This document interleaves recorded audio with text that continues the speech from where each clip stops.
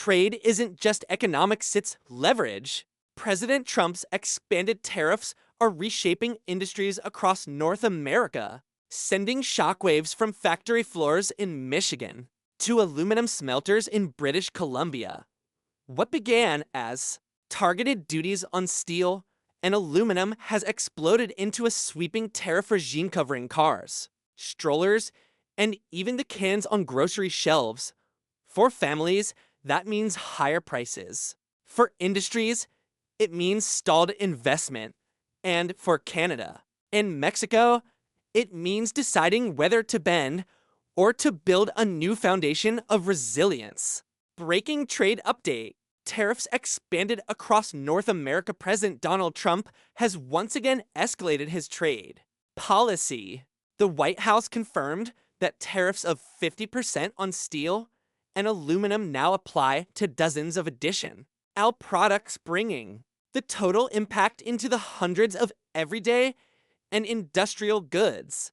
From raw materials to household essentials, what began as a tariff on raw steel and aluminum now extends to car parts, refrigerators, baby strollers, and even soda cans. For everyday Americans, that translates directly into higher grocery bills, more expensive cars, and rising household costs. Impact on American families and businesses.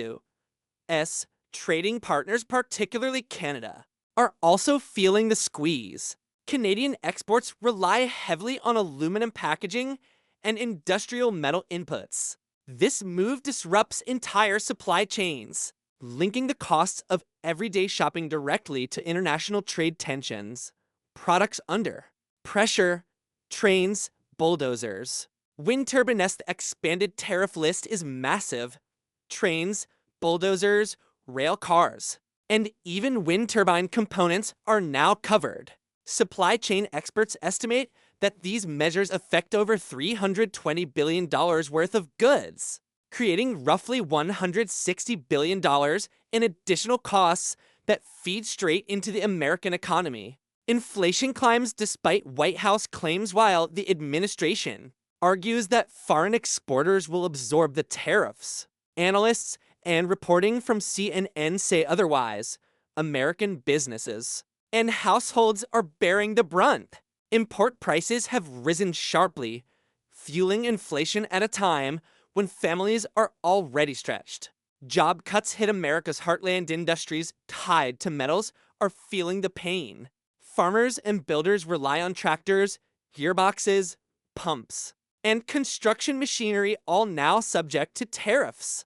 John Deere, a Midwestern manufacturing icon, recently announced layoffs at 3 U.S. plants, citing weaker sales and tariff-related production costs. These job losses ripple into local communities, underscoring the real-world consequences of trade battles.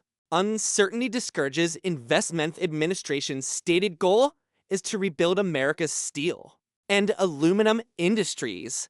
But economists warn that uncertainty, often called Trumpian uncertainty, is discouraging companies from expanding or hiring. Investment requires long-term stability, and frequent policy shifts keep markets on edge. Canada responds with resilience. The response from Canada has been twofold. Ontario Premier Doug Ford denounced the tariffs as a hidden tax on American families, reminding Washington that Canada buys more than $350 billion in U.S. goods annually. He pledged $70 million in worker support programs and called on Ottawa to tighten protections against cheap steel imports. At the federal level, Prime Minister Mark Carney is pursuing a more cautious strategy, directing aid to agriculture and lumber while keeping negotiations open. His government insists on one principle: Canada will accept only a fair deal, not a short-term fix that undermines national interests. United front against U.S. tariffs. Across Canada, provinces, unions, and industries are uniting behind this message. Defend workers, defend industry, and don't accept a bad deal. Asterisk the bigger picture: Americans face higher costs. Michigan The heart of America's auto industry faces pressuring Michigan, the center of America's car manufacturing legacy. The pressure is building.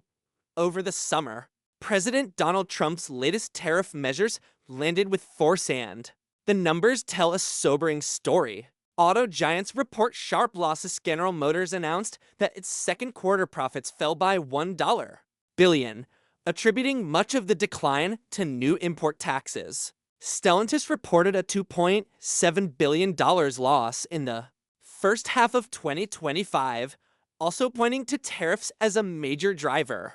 Ford's results are due soon, but analysts already expect the same pattern.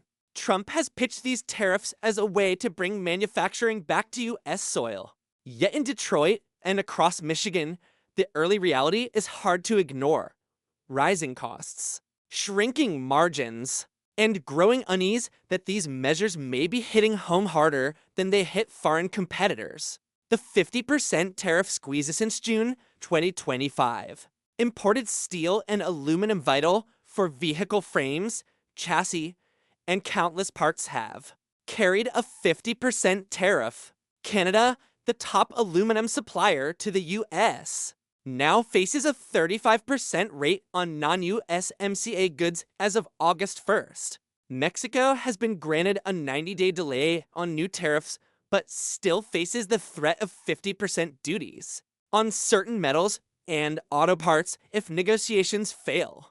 Beyond North America, India's rate has risen to 50%, covering key auto materials. Even leather, textiles, and trim imported from Asia are now caught in the net.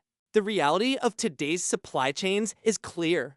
A car stamped made in America often depends on dozens of foreign-sourced components. Many U.S. suppliers themselves import subparts that now carry heavy taxes before they ever reach a Michigan factory floor. Auto companies absorbing the hit for now so far. Detroit's big. 3 have been absorbing much of the cost, but experts warn it cannot last. According to the Center for Automotive Research, tariffs on autos and parts alone could add $18 billion to industry costs in 2025, not including the ripple effects of steel and aluminum duties. The Alliance for Automotive Innovation has already cautioned that higher sticker prices are inevitable. Entry-level models could disappear from showrooms, shrinking consumer choice and slowing the rollout of new technologies. EV makers face an uphill climb for electric vehicle makers. The challenge is even greater. The U.S. still lacks large-scale domestic battery manufacturing, leaving automakers reliant on imports now saddled with steep tariffs. This adds another layer of cost to a sector already racing to scale up production. Jobs and communities at risk in Detroit. Production cuts don't just mean fewer cars, they mean fewer jobs. And for communities still recovering from earlier downturns, those cuts are felt deeply. Analysts warn that if current policies remain in place, the next 3 years could bring sustained declines in both sales and employment. A test of two strategies. President Trump views tariffs as leverage pressure tactics, designed to push trading partners toward investing in the U.S. and opening their markets. Meanwhile, Canada's Prime Minister Mark Carney has chosen a steady, long-term strategy, keeping most exports tariff-free under USMCA, while seeking new trade routes abroad. His position is clear. He argues that steep duties raise costs for U.S. consumers and manufacturers far more than they hurt Canada. The road ahead, manufacturing revival or economic strain? The result is a high-stakes test of two strategies: Trump's high-pressure approach versus Carney's stability-first model. The outcome will decide whether these tariffs truly strengthen U.S. manufacturing or whether they deepen the very costs and job losses already taking hold in Michigan and beyond. America started the AI race and intends to win it. America is the country that launched the artificial intelligence race. And as President of the United States, I am here today to declare that America will win it. the power problem. Behind the bold promise lies a hidden challenge. Data centers are far more power hungry than the internet era facilities we've grown used to. Each new site consumes enormous amounts of electricity, sometimes more than an entire city. Tariffs meet rising energy demand after August 1st. Negotiations with both China and Canada stalled. President Trump's latest tariff moves are now colliding with America's rising demand for energy and critical minerals, the very foundation needed to fuel AI and revive domestic manufacturing. The reality is hard to ignore. The United States relies heavily on Canadian supply, and in the race for AI and semiconductor dominance, losing that connection could hurt Washington far more than Ottawa. Industry experts raise alarms. Analysts warn that the biggest challenge isn't just trade policy, it's energy as one industry. Voice put it, the biggest concern the industry must address is energy usage. It's huge. Energy producers and tech companies have to figure out a better way of delivering it. Trump's tariff push, 100% on imported chips. Trump has floated a 100% tariff on imported semiconductor chips. His goal? Pressure companies into building fabrication plants on U.S. soil. Tech giants are responding. Apple, for instance, pledged $100 billion in new American projects. But every new fab, every new data center comes with a hidden cost: electricity. America's data center boom in Virginia, home to the world's largest data center market. Dominion Energy projects that electricity demand could double in the next 15 years. A single AI campus can consume more than 1 gigawatt of power, comparable to a nuclear reactor. And Virginia isn't alone. From Oregon's server farms to Texas's tech corridors, AI infrastructure is multiplying, and each facility requires a continuous, massive flow of energy. Add domestic semiconductor fabrication to the equation, and the demand only grows larger. Canada, America's indispensable partner. All of this depends on one thing: a reliable, large-scale energy supply. And that's where Canada becomes unavoidable. As Canadian leaders put it, when I say Canada is an energy superpower, I mean in both clean and conventional energy. Oil, gas, renewables, we supply it all. And we're ready to export even more. Canada's energy by the numbers trade data from 2024 tells the story clearly. 3.8 to 4.3 million barrels of Canadian crude oil imported daily. 8.5 billion cubic feet of natural gas flowing south every day, a 7% increase from the previous year. 11.4 terawatt hours of electricity crossing the border annually, enough to power 1 million U.S. homes. 27% of U.S. uranium imports supplied by Canada, critical to sustaining America's nuclear fleet.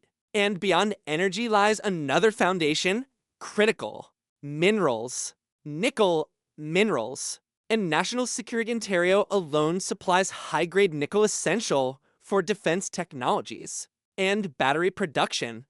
For these applications, the U.S. has no domestic substitute. Losing that access would have consequences far beyond trade. It would ripple into both national security and the clean energy transition.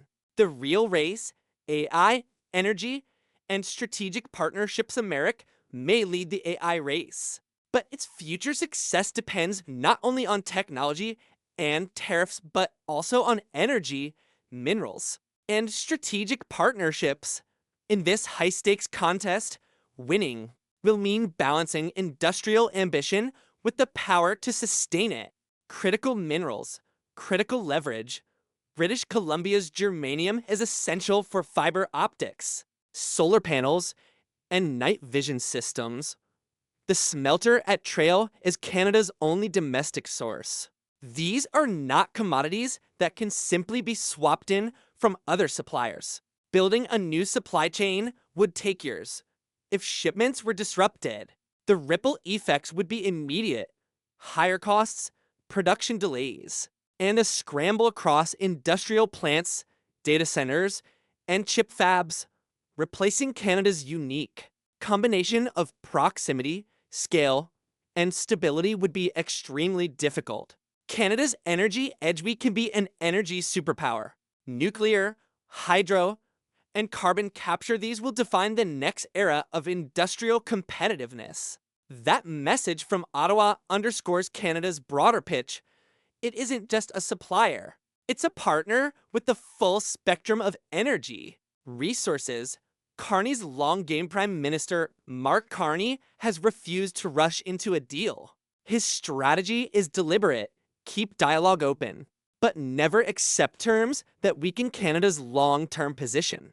He's accelerating investment in domestic extraction and processing of energy and minerals while signaling to allies in Europe and Asia that Canada can cooperate globally but also stand on its own. The message to Washington is clear.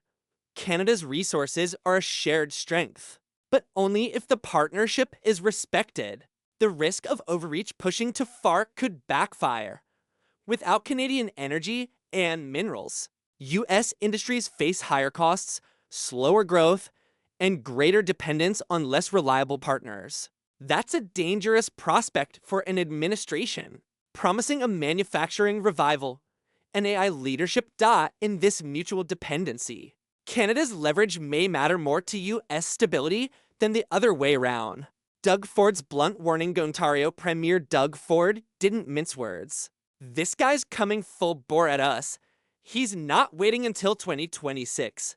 At any given time, President Trump could pull the carpet out from under us on Cosmo with one signature. Ford warned that Trump could terminate the USMA trade agreement as early as November 2025, bypassing formal timelines. His message: this isn't a normal trade dispute, it's something far more volatile. Coming from a provincial leader with deep ties to business and conservative circles, the warning carried real weight. Unpredictability at the top. Conservative strategist Corey Taney echoed the concern. Almost every country negotiating with this administration finds it challenging. You think you're close to a deal and then the cheese slips off the cracker. When it reaches the president's desk, Trump's approach abandons conventional trade norms. He rejects predictability, applies tariffs without clear paths to resolution, and is willing to override agreements he once championed, including USMA itself, which he signed. The 35% tariffs under AIPA are just one example. Deals now move according to Trump's timeline and his mood. Canada and Mexico recalibrate in response. Canada and Mexico are closing ranks. This week, senior ministers met in Mexico City with business leaders and trade officials. The agenda: align supply chain goals, strengthen infrastructure, and build a united front in what one expert called a toxic trade atmosphere. Both countries face emergency tariffs. Mexico received a 90-day pause, but the message is unmistakable. Neither trusts the current state of U.S. trade policy. Instead, they are forming their own foundation built on mutual reliability, not coercion. Time and the courts, but building that foundation takes time, something markets may not have. On July 31st, the U.S. Court of Appeals reviewed the legality of Trump's emergency tariffs. Lower courts had ruled against them, but allowed them to proceed while talks with China continued. If the higher court strikes them down, Canada might be better off waiting than rushing into a risky deal. Ottawa now faces a dilemma: accept bad terms or wait for legal clarity that may never come. A shift inside Canada. A new message is taking hold. Don't just react, rebuild from within. Alberta prioritizes oil. Ontario defends auto and steel. Quebec protects aluminum. But as Ford noted, 98% of what's needed is shared. Divisions are narrowing. Urgency is growing. Long-stalled national infrastructure projects are being revived to strengthen the economy internally and reduce dependence on unpredictable trade flows. This is no longer about defending sectors. It's about defending sovereignty, trade as power, stability as strategy. Tariffs didn't force Canada to fold. Now, facing a calm but firm Canadian government, Trump may attempt something else: dismantling CUSMA entirely. Ford's warning was blunt because the stakes are real. Without CUSMA, decades of trade stability could vanish overnight. Canada and Mexico are no longer reacting, they're preparing. In this new era where trade is wielded as power, stability itself becomes a strategy. And survival may depend less on what Trump does next than on how Canada and Mexico respond together.